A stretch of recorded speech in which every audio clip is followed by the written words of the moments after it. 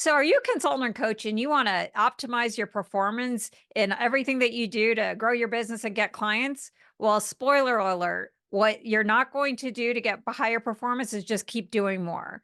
It's more about taking care of yourself. And you're going to find out more about this on this episode of the Enough Already podcast.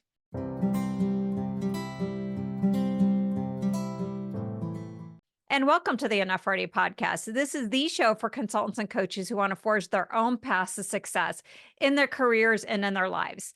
I'm your host, Betsy Jordyn, and I am a business mentor and I'm a brand strategist for consultants and coaches and their unique strengths. So everything that I do is all about helping people really activate their best at strengths and their authentic passions and bring them all to bear to help them put it all together into a business model and really compelling messages that draw in and attract clients. But today, what I really want to talk about is a really important element that's involved with really creating your business dreams and your productivity. And that is all about dialing into your self-care. So what are you going to do to take care of all of you?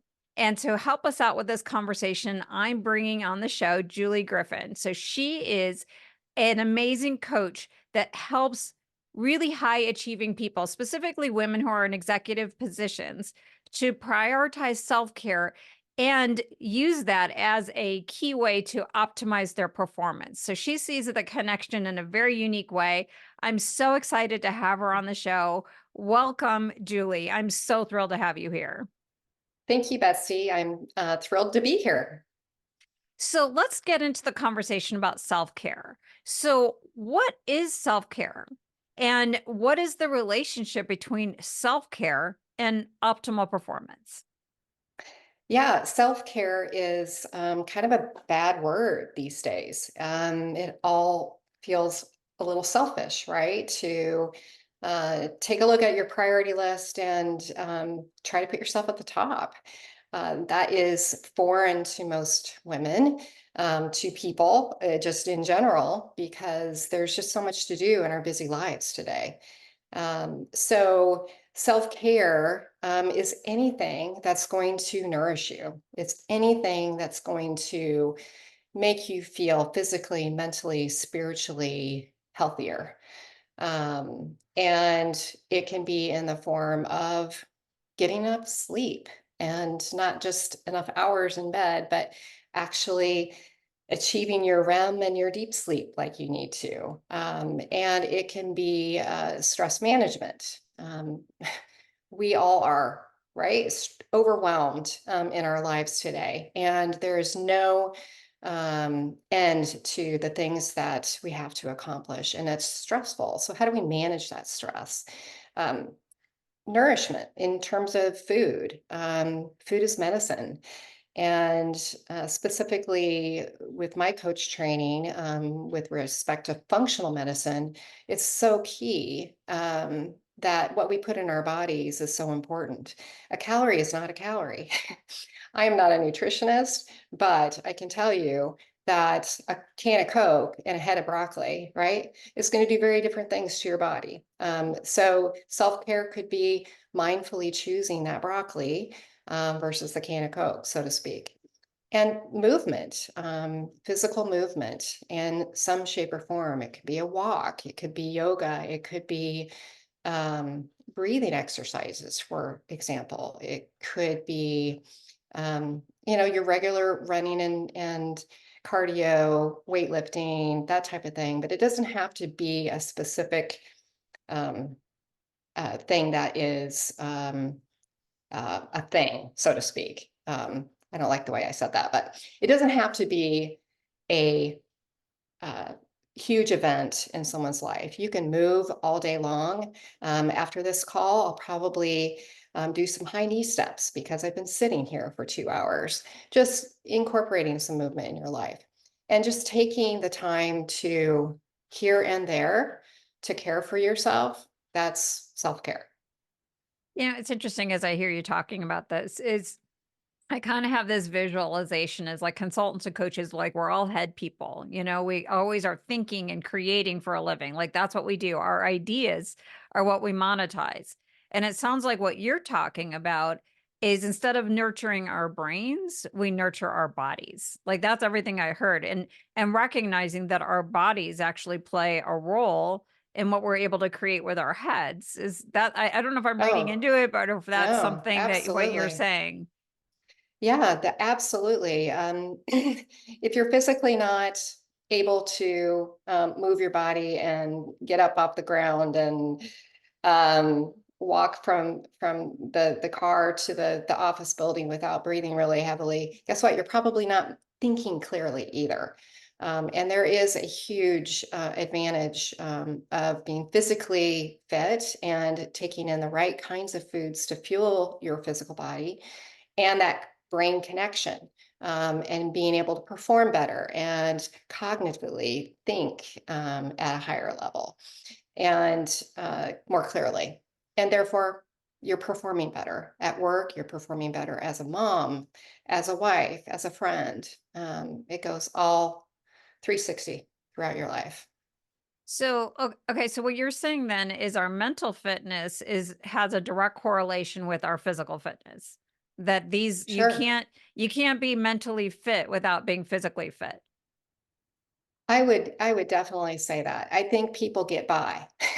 I think people can be strained and give it their all and get by. But to be fully optimized as a high performing executive, um, eventually it's going to wear you down if you don't have the physical stature to have the energy and the connection to your cognitive processes to think more clearly about what you do and how you do it at work. So, yeah, I think there is definitely a connection, and there's a lot of research out there that talks about the brain. Gut axes, and how incredibly important it is, your gut health is to being able to think clearly. And I think you can take that to just physical health in general. And I've experienced it myself when I've not been healthy and when I have been more physically healthy, and what a big difference that makes to my energy levels, my ability to lead, and ability to perform at work. I had somebody on the show who is a gut health expert. In fact, I'll Hmm. put in the show notes my interview with her, which is one of my most popular of all of the podcasts that I've done, which I think is interesting. That this must be like this new insight that we're having is that access between and it's like we say trust our gut. So there is something about Hmm. like I trust my gut. There's something about this inner core of me, and that connection. So that makes a lot of sense. Right, And right. when you're talking about it, I could see it's like as myself as a high achieving woman, like I've danced around burnout in many different times. Oh, I also have podcasts on burnout. So I'll put links to those podcasts too in the show notes. But I've had this like ongoing dance. And I think what's interesting, for me, is just like these 70-hour work weeks, like this Mhm. insanity of like and I think what's interesting is like I hit burnout twice. One when I was internal and I left Disney to start my own business in part because of that and the crazy work weeks. And then what I did the same thing is I then recreated my career in my business and I was working just as hard as I was before. Mm. And I think that there's something about like there's misconception. So let's talk a little bit about the misconceptions around like self-care is that there's something about it that, I don't know if it's like high achievers, like we have performance addiction, and it's really hard for us to just take care of our bodies or, what is it about us Mhm. that makes it really hard, and that we choose Yeah. it. I chose maybe because I wasn't as conscious. Like when I left Disney, I just thought, "Oh, okay, well, it's crazy work hours. I want to have balance. So just because I'm home, I'm having balance. But then I just went and recreated the whole thing all over again. So what is that Right. that keeps us high achievers from, hey, you know what? You're getting overwhelmed, you're doing too much work. Focus on that another aspect of yourself. Nurture that other aspect. Why can't we do Yeah. it? Why is it so hard for us? Yeah, I think there may not be a compelling reason, right? You're getting by, you're doing fine, you don't know otherwise. And I think change really occurs when somebody is faced with a monumental issue. something that is, a chronic disease or a heart attack, or, what is that compelling reason that says, oh, you have to stare at yourself in the mirror and figure out, what do I need to do so I don't die? Um, or have to live with insulin injections, or, whatever is the case. So, um, Betsy, you never had that compelling reason, right? And so Well, it never, until I hit clinical burnout. yeah, Then I exactly, had right. then I had a reason. Yeah. Sure. But it's not until that time that you really pause and understand the importance of taking care of yourself. And that it's a shame, because I think we all know what we should do, Right. but it's the prioritization that doesn't happen. It's always at the end. And I think health coaching, there's some studies on the neuroscience of coaching, and I think coaching is very helpful for people to engage in those changes in lifestyle behaviors, because you have an accountability partner, Hmm. and you have somebody that asks you the hard questions, is brutally honest with you. It's I'm not here for chit chat, right? I am here to help you embrace change and make change in your life so that you can um, feel like you can do more at work and more at home. Um, and so I think the accountability piece is really important. And and a lot of times people say, well, I can hold myself accountable. And some people do. I'm not saying nobody does, but it's really hard when faced with all of the pressures of life and traditions and family and friends and social scenes. So it gets really a lot of things get in the way of that. So Yeah. it doesn't stay top of mind. Well, especially if you got like a performance achievement addiction, you do need outside support to break free of that because it's protecting you in some way.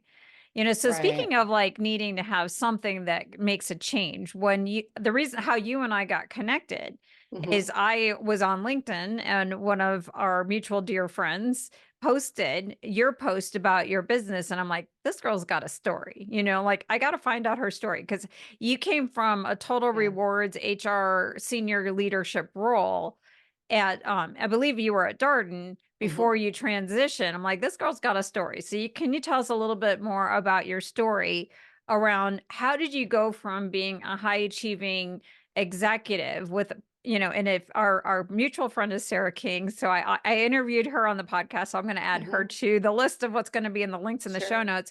She's an amazing leader. You probably had an amazing experience there, but something happened that got you to want to start your own business.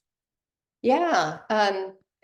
So achieving goals and high performance. I mean, my bar is set incredibly high. It has been for all my life. Maybe it's been my older sister who was valedictorian, and I felt like I had to compare her, that drove me in that way.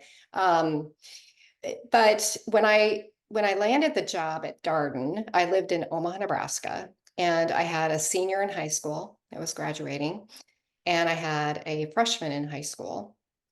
And I was faced with a choice to take this job and move from Omaha, Nebraska to Orlando.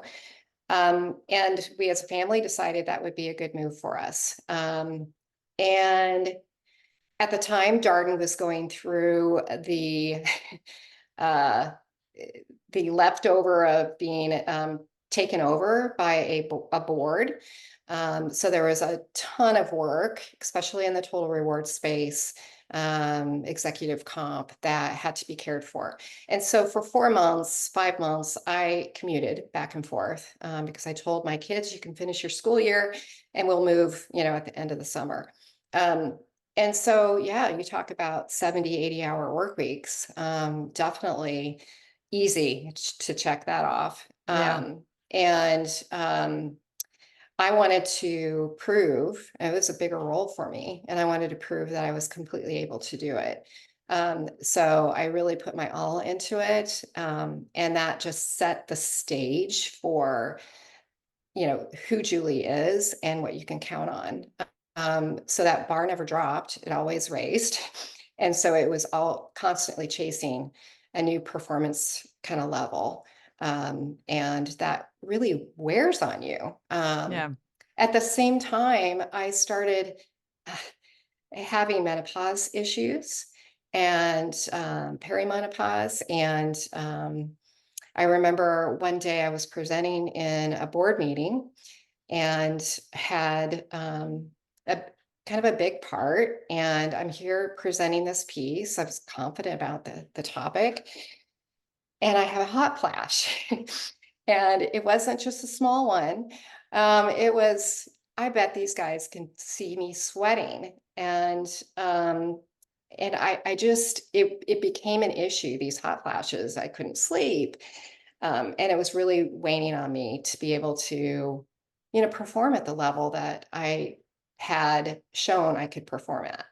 And so, it was that health journey that my conventional doctor said, well, we can get you, put you on synthetic drugs and help you out with that.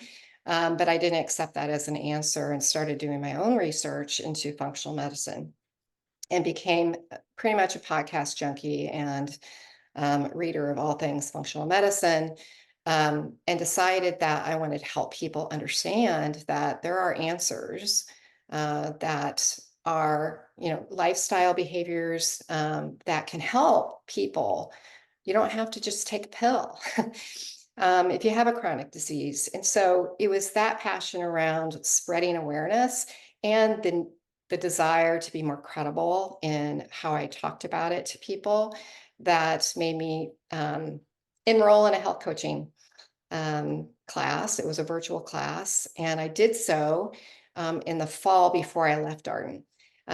Unbeknownst to me, my job was eliminated in January a couple years ago.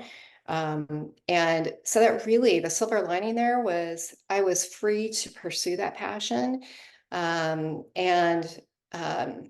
not just skim the surface, right? And Mm-hmm. take that virtual course and really understand how functional medicine is such a incredible alternative to conventional medicine that really helps chronic disease. You have diabetes, guess what? It's not forever. You can reverse it, guarantee Yeah. it. People don't think about it that way.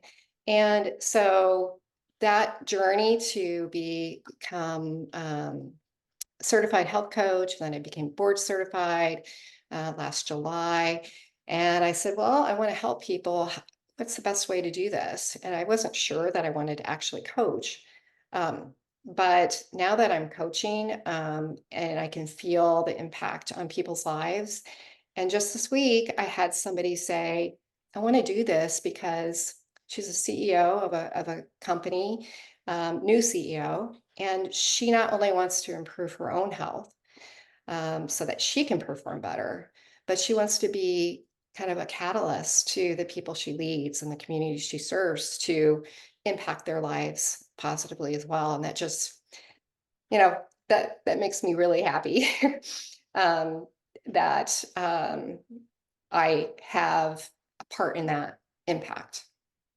There's so many cool things to follow up on what you just talked about. Like, one is the catalyst that got you to move. There's like two out of like, actually, those are the two main ones that I see in working with clients that get them to actually move and start their own consulting or coaching business.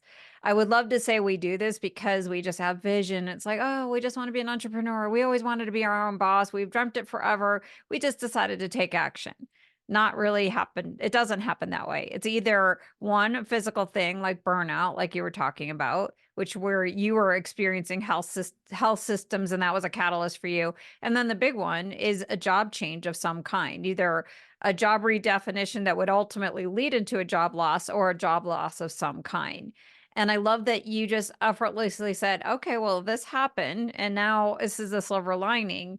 And the other thing that you said, I think, is also important is that you built a business. There's like two kinds of expertise. There's the expertise that you have formally, like you could have gone in and said, I'm going to do a consulting business and I'm going to go into companies and help them create total rewards program that allows them to attract and retain great talent. And you could have done that, as your business, but you went ahead and built a business around like your passion area, which is another expertise that you developed out of your own personal experience, dealing with your own health symptoms, and then Mhm. the degree that you had, and that you went in that direction.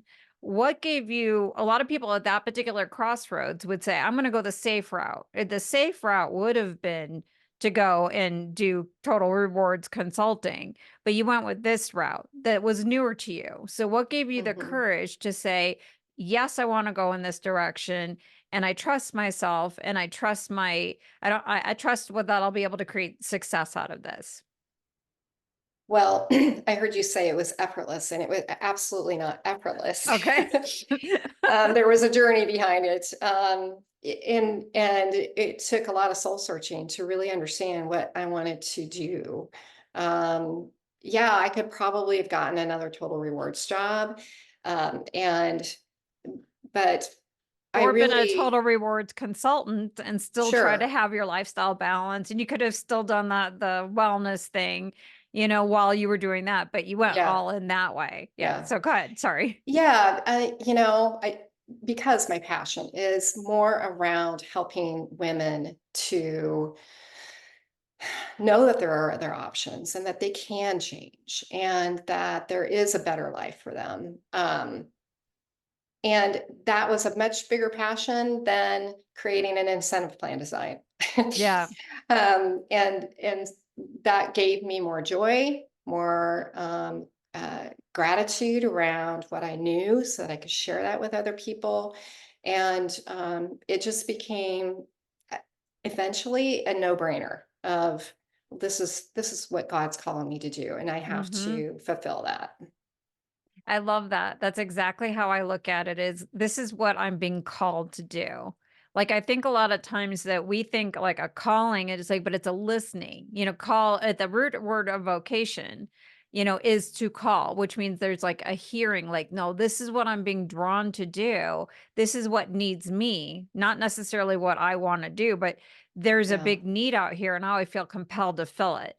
And I love that you're seeing this mission come to light, because if this CEO takes your message seriously, like let's just play out the impact that this is going to have, because she's going to carry the message of wellness. So she's not going to create a work environment where she's expecting her employees to do the work of two, three, four people.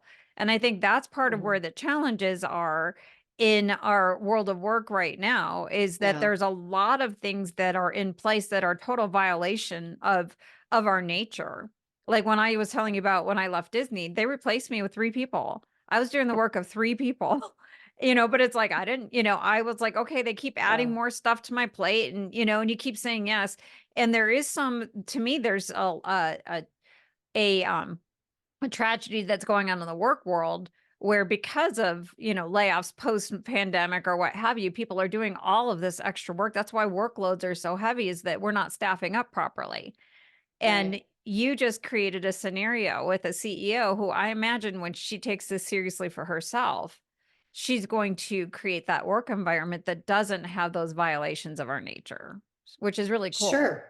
Yeah, I mean, that is one, I hope, a positive outcome of that particular relationship and any that I have. Just the awareness and understanding of um, the fact that you support your team in a way that helps them thrive physically, emotionally, mentally, spiritually. You're going to get so much more out of that person than if you were to just continue to, pile on in a way that is unrealistic. Right. And I do think that now I've been out of the corporate world for a couple years, but I have a lot of friends in the corporate world. And I do think that companies are beginning to recognize that and understand this connection of health and performance. Um, I did a lot of research and interviews with executive women's, and it came out. So I think the awareness is beginning to take traction. And I think eventually more and more change will occur. But you know as well as I do, as inflation costs and companies have pressures to meet street Hmm. expectations, they're going to look really closely at the short-term things that make an ROI, right? Not necessarily the soft and smushy things that make people feel good, right? So I do have hopes that companies are turning the corner. It's slow. It's kind of like a big cruise ship trying to make a course correction, right? It happens in time, but it takes quite a while. But the more people that are talking about the ability to change and provide support uh, t- to make those changes and evoke kind of that transformation within yourself by asking really good questions, listening intently, having confidence in that person to be able to change, and really leaning into the strengths that they bring to the table is really powerful. And it drives change. So the health coaching um, model, and particularly within functional medicine, specifically around lifestyle behavior change, is very effective. And I'm really excited to be able to continue to impact lives. My vision is to impact those lives and then have those women be catalysts for change throughout um, their leadership and their communities. So eventually we're just going to be like, utopia will be everybody's just Yeah. beautifully healthy, right? Well, and that's where sometimes we think like short-term gain over long-term sustainability. I picture like we Mhm. mentioned Disney, and I remember, taking my kids that, to Disney, of course, all the time when they were little, but if they are like overtired, they're not going to enjoy anything. And same thing with like employees. Like if we are Yeah. trying to do too much, and I wonder, like, when you think about like, okay, we could talk about out there, like the changes that we as consultants and coaches want to make in corporations and how things are operating. And we all know that. But then how do you apply that? Like you're a CEO now of your own company. How do you live this mission? And if Mm. you're my audience are consulting and coaching business owners, like how would you suggest that they take the role that self-care plays in their own performance and what Mhm. and your own performance as a business owner, because you could be working 24/7 if you wanted. So Yeah, what are the tips that you would have for them? that's a really good call out. And it's something you have to constantly remind yourself, have it be top of mind. So when I first started this business, I had specific goals and intentions for myself personally that when I left the corporate world, I enjoyed um, the time for self care, and and I really I had self care habits in the past, but really have um, fine tuned those in a way that make them more habitual. And so I first and foremost, my priority. I know that I don't do well unless I get my physical activity in the mornings, whether that's running or strength training, and couple that with 10 minutes of meditation just to clear my mind and be present for the people that I serve the rest of the day. So that is really important. And as I just launched last December, I'm not full time and I don't intend to go full time. So I have the luxury to be able to say that I'm going to hopefully earn full time salary, but I'm going to be very choiceful around who I choose as clients, um, that I don't underprice my services, um, or undervalue what I have to offer. Because I could probably do a whole host of, I probably fill my calendar up if I was willing to charge at a fraction as what I'm doing today. Um, but that would completely violate all of the intentions and goals that I set for aside for myself personally. So I would just say that it's really important to understand what your goals are and be very intentional about um, writing them down and putting them down in terms of self-care.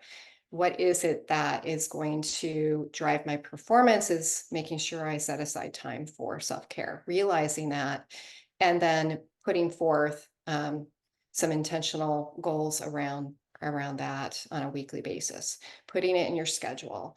Um, and I think people will find that even high achieving individuals that feel like they have to be 24/7, um, you can accomplish so much more in that time frame if you're sound of mind, if you feel good physically, if you have energy, you slept well the night before.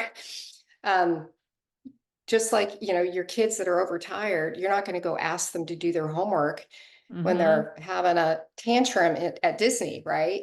So, how do you expect yourself to be your best and perform your best if you're overtired and have no energy and have not taken time for self care? So, it's a long term investment and it's a positive spiral, right? It takes time. And it can start if you haven't started with self care. It's just one thing. It's building one habit, one moment at a time, and being intentional about it. And the momentum and that positive spiral really builds once you see success. And there will be absolutely, I don't call them failures, but pauses in progress. And that's an opportunity to say, why did I pause? What did I learn? And experiment with something different that works for you. But I guarantee you, through all of that, if you're intentional and you do start that, you're going to not have to work as much because you're going to be more effective. You're giving me like a thousand thoughts as you were going through your description of what it is. And one of the first things that I do with my clients when we get started on their brand building work is we talk about setting intentions. And the first thing is what is your business supposed to create, not just for your career, but for your life, and Hmm. what is it supposed to look like? Design your perfect day, month, year, and then build that into your calendar first. Cause I tell people all the time too, because what I did wrong when I first started my business is my intention was I wanted to be present with my kids. But then I had a bunch of mentors who would tell me like, "Oh, you're doing great," because my first 18 months, like I made, went from 0 to 300,000. I got podcasts on that, whatevs, but then they're like, double your revenue, double your revenue. So I got caught up in this competition and I'm sitting here having this existential crisis because yeah, I'm on an international assignment. My kids are home with a nanny. I was living somebody else's dream. So think like thing one is what you're talking about, like set those intentions and make them really clear before you start being successful. And put it in there before because you could easily lose sight of Yeah. it in the context of success. The second thing that I heard you say is own your worth seriously. And Hmm. it's not just a self-care type of thing, but it's like own your worth, so that you can maximize every dollar that maximize every hour that you're working on your business. So that seems to be like bucket number two. Hmm. I would add in, and I'd love to get your feedback on bucket number three, is take how you're wired seriously. Like what does this really mean and what do you really need in order to be successful? Like, so for example, for me, I definitely am much more of an introvert. I need lots of time alone. I built a business model where, my interaction with people, doesn't, has some degrees of barriers, where and I have plenty of time for myself, where I could have Hmm. time to think because that's what replenishes me. I got other clients who are super extroverted. And if they built a digital business, they would just like be depressed all the time. So it seems like take your wiring seriously and build those self-care routines that make you your best self. It doesn't look like everybody else's. For Right. you, 10 minutes of meditation, would work. Somebody else might be is, going to play golf every, couple times a week. That's what they need. And Right. so it seems like take yourself seriously. Does that sound Yeah, absolutely. And you touched on something that's really important, and that is the personalization. We're all very unique, made up very differently from one another. And so, keeping up with the Joneses and, oh, this person across the street, they run, 5 times a week, and I got to do that too. Maybe that just doesn't serve you well. And so really understanding what brings you joy as part of that self-care is really important, because otherwise it won't happen. And so personalizing your own approach, experimenting, getting real curious about, oh gosh, I've heard a lot about pickleball and I think I would really like that. Yeah. And Hey, that's trying it on my out. list. Thanks. Yeah. Good reminder. Yeah. If you hate it, then you don't have to do it again. You don't Right. have to feel obligated to stick in with that. It doesn't mean failure just because you tried it and didn't like it. Um, that's an experimental mindset, and being really curious and creative about how you fulfill those self-care goals that ultimately is going to make you feel better. That's what the goal is, Yeah. not to check the box. And I think the other thing that I would add to our conversation is that as you're making the shift from employee to entrepreneur, you might have been used to a 9 to 5, Monday through Friday, 9 to 5 ish, core kind of schedule, 9 to 6 or what have you. When you have your own business, you could choose when you want to work. I mean, if you have like Sure. client delivery that covers over like certain business hours, cool. But if you're a night owl and that's the best time for you to, do your marketing, write your social media posts, create your content, cool, do that. Or you could look at your week more holistically. Like my daughter asked me the other day, if I wanted to spend the afternoon. So she wanted to go, get something to eat, go to the library, have a chill day. Cool. I'm like, Mhm. oh, well, I could look at my calendar. So I'm like, I got some time and tomorrow afternoon. She's working on Right. Saturday. So why not? I could work on Saturday. I don't have to, Hmm. or I don't have to work at all, but I could choose Right. to do that, and no harm, no foul. Like my clients aren't going to lose their minds if I say, "Hey, I'm out of the office right now. I'll get back to you." Like they'll get it, Right. if you're working with Right. someone. And I think that that's one of the things that we forget about when we are business owners is we have control.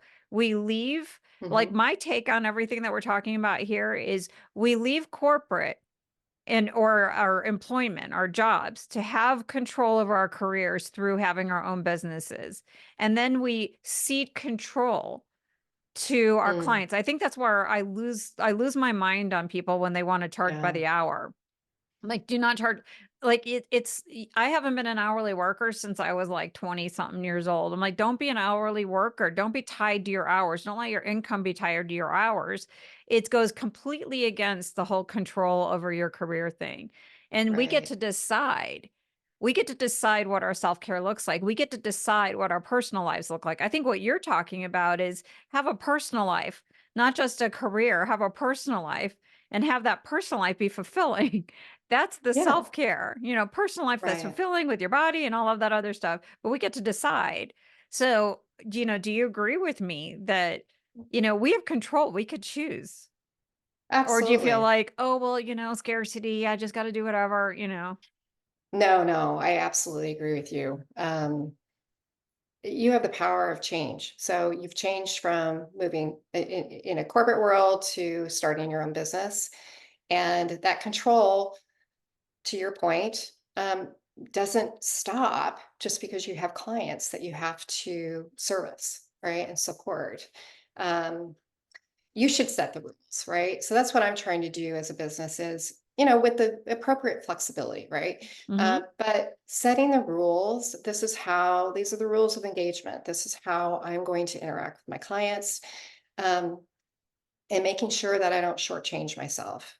And because I've 30 years of having all of it on my shoulders, and feeling like I was sinking into a pit that I couldn't climb out of. Um, and you don't feel like you have control because you have a boss to report to, who has expectations. Well, you have expectations of yourself. Certainly clients have expectations that you have to fulfill. But if you set those expectations up front, they can be your rules, your Hmm. control. And then you can't just let life carry you away. You have to revisit those intentions often. I have my mission and my vision, on my wall in front of me, and that helps ground me in terms of what am I doing this for? And it's because I love it and I want to spread awareness. But I also want to walk the talk, right? I want to be healthy myself so that I can be a good role model and example to my clients. Yeah, I think that that's really important is a lot of times like we have missions for what we want to create for our clients and we do need to live it. Like that's why I get so picky about, my copy on my website and, other people like this is where I have a love-hate thing going on with ChatGPT right now because my brand is about, messaging and Mm, ChatGPT is not that's not the voice that I want to communicate. So it's like you just got to be right. congruent. And I love how you've been able to take your business full circle from like total rewards and one type of angle, a high achieving woman in the workplace to your business becoming a CEO, but now going backwards, almost like completing that hero's journey is going back to where you started and trying to influence these organizations. I think that this is amazing because if you can hit these executive women, they will be the catalyst that you're talking about. So the strategy is smart. Can you tell a little bit about like your programs and what you offer, how people can find out about them? I know you have like a unique coaching program where there's like one-on-one stuff and you have like a text aspect of your coaching. Can you talk a little bit about your programs Sure. and how people can find them? Yes. So you can find me on social media, LinkedIn, Instagram, Facebook. I'm most prevalent on LinkedIn because that's where my clients are. Um, and my website is thehealthierexec.com. Um, the packages or package that I offer, when I was designing what I was going to offer, I really took stock in what people told me with my market research. And that was they wanted something simple, they wanted something flexible, and something that didn't take a lot of time because they have none. And so when I put together the package, it's a 12 session package. I don't care how often you want to meet. If you want to meet every day, great. For 12 days, I'm in. If you want to meet once every 3 weeks, fine.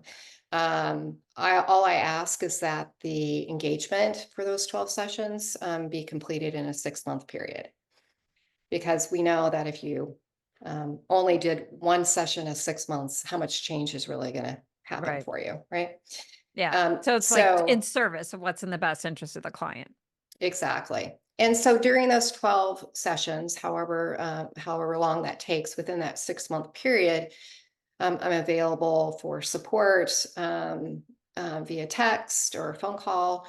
I also personalize the approach. I don't have a bunch of resources on my website because I feel like I don't want to overwhelm people with a bunch of information. So as we have sessions and things come up that would be relevant to them on research or how-tos or breathing exercise, whatever the resource is, then I can supplement that during our journey together. And so that is seems to meet the needs of an executive woman that doesn't have a lot of time on her hands, and can be flexible enough to fit those sessions in during that period of time. So it's a 6-month program. You set some goals in the beginning. They can use the 12 sessions whenever they want, but in between those sessions, they have access to you. And then when Yeah, relevant, you give them like just in time resources that will help them, in their journey, depending on where they're at. yeah, absolutely. And I think coaching, right, is about 25% education and 75% support, right? And so there is for people that want to learn more. And sometimes the attitude is, I don't know what to do, just tell me what to do. And I can to a degree, but that coaching relationship, coaching client relationship isn't going to work very well because it doesn't come from them, doesn't come from within. The solution is something that's being handed to them. It's just like having your kids, okay, go do this, right? How invested are they in wanting to do that versus would you like to do A, B, or C? And they have a choice. So the whole client relationship is going to work much better if it's less instruction and telling them what to do versus evoking what's important to them and the ideas that are living within them. They just have to be pulled out. Yeah. I think that the key here is that you're a coach and you're there to help support them. Like versus like what I do. Like I'm a brand messaging strategist and business mentor. I use those words specifically. I also have my ICF clients who are like, "You're not a coach." I'm like, "I'm not pretending to be a coach. I do coaching sessions." But my clients Yeah. don't always come to me because like part of it is they want my ability to, put some words around what they're thinking relatively Mhm. quickly. You know, it, Right. it so this just being explicit. And I think for you, it's like it sounds like really the outcome that your clients will get from your process is really to uncover like what self-care looks like and feels like for them and implement them. And then through your coaching and support, it actually becomes a way of life, so that they can Absolutely. achieve that performance. But you don't tell them, okay, I think that, pickleball's for you. It's like, Mhm. what do you think about pickleball? And they could decide. And then it's like, well, Right. and will pickleball, because, I think pickleball is like an interesting example because lots of people are playing pickleball nowadays. But how much is the pickleball just achieving like the physical thing versus also the social thing? Because pickleball Sure. has community versus like I can just, go for a walk by myself. So I Right. like that you are creating these options and really deeply listening to your clients around like, what does self-care really look like to you? And going back to what I was suggesting before, like we got to take ourselves seriously. At some point, like this is how I'm wired. If I'm longing social interaction, that is self-care. Having lunch with a girlfriend, or a guy friend if you're a dude and you want to go, or wherever, I'm not Yeah. trying to be gender specific, Sure. that could be self-care. Absolutely. Yeah. And the other thing that I would add, what people would get out of this coaching kind of contract is accountability. And I think I mentioned it earlier, but it just serves to be reinforced here is we think we can be accountable to ourselves at the end of the day if we're really being honest. And this is what I'm hearing from clients is that they need an accountability partner to really stick those habits, right? Once they're in place and they're routine and we're good to go. But it is that building of the habit and building momentum and making sure it gets stuck, that they need that accountability partner for. That's great. So, that I love that, and I love your program sounds amazing. And I'm just picturing like myself at different burnout points. I'm like, gosh, where were you when I needed you? So I'm really glad that you created this. I Is was there, probably burnt out too. yeah, you were with me. We could have been in a support group together. Yes, there we go. So, is there anything else that you want to tell me specifically about the connection between self care and high performance? And I'm just not asking you the right questions. Well, you've asked me some great questions, Betsy. I think it's just real easy, again, to be aware of the fact that, yeah, I know that self care is going to lead to better performance. Um, but getting just, real intentional about carving out a little bit of time. And it doesn't have to be, it can be 5 minutes, right? And it can be something that you stack on something else you do on a routine basis. Oh, I'm brushing my teeth. Oh, I'm going to do 2 push-ups, right? Or I'm going to meditate while I brush my teeth. Um, Or Whatever it I is. could do self-care right now. I can move my chair away and I could stand. Yes, perfect. Like Perfect I'm example. there. I'm doing Yeah, self-care because I can move now while we're talking. I'm doing self-care. exactly. I think it just goes back to what you said earlier. It's about choices. It's about being in control of your own life and being intentional about it. And if you want to change, I mean, you're going to want to change. Mm-hmm. You can. You have the power to do it. And having that mentality and that mindset is really important. But it will free people to experience a higher level of effectiveness and efficiency at work. It's you could probably point to any number of research articles on that, but my personal experience with it, as well as peers that have fallen in and out of kind of the self-care routine, and knowing that there is a huge difference between the two. So I encourage everyone to just take stock in that and think about what's one thing that they could do to improve their health and well-being over the next week. And one of them could be to get your own standing desk like I have right Yes. now. Um, and the only thing I would add in, like, so my take on this that I would want to encourage everyone who's listening, because you guys are consultants and coaches and you have your own businesses or you want your own businesses, is not only you have the power to change what your experience is like and you have the power to take care of yourself. I would say for you all, you have the control. You are your own boss. You can set your own expectations and you have control, and you can make your life look like what you want it to look like. So you don't have to look at what everybody else is doing on social media. It's like, oh, I guess I should do that too. And what everyone else, got to figure out what works best for you. Use your strengths in your business to grow it and to market yourself so that everything that you do feels like flow. And you can do these little tweaks like we just talked about. You're going to do the high step, with and stretch out your leg and your back because you've been sitting. I just, got my stand-up desk. I'm going to use it. And there's a lot of things that we can do. So this has been so helpful. Thank you so much, Julie, for being on the show. This has just been so illuminating in so many different ways, and just really great reminders on things that we already know. For those of you who are tuning in, if you like the show, I would love for you to subscribe and, leave me a rating if that works out for you. And until next time, thanks for listening. Thanks, Betsy. Thank you, Julie.